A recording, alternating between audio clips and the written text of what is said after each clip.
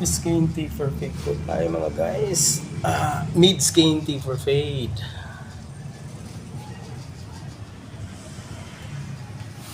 Wow, quality. Sa ahit pa lang. Ayos nga. Okay mga idol, kung sino man makapanood dito, no? Yung gusto po magpa-skin tea for fade, dito lang po ito sa Ramin's Barbershop. Try niyo po yung barbero dito.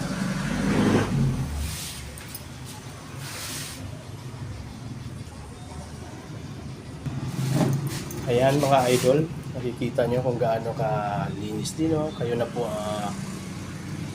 mag-decide kung gusto nyo pong subukan ng barbero dito sa Ramin's Barbershop.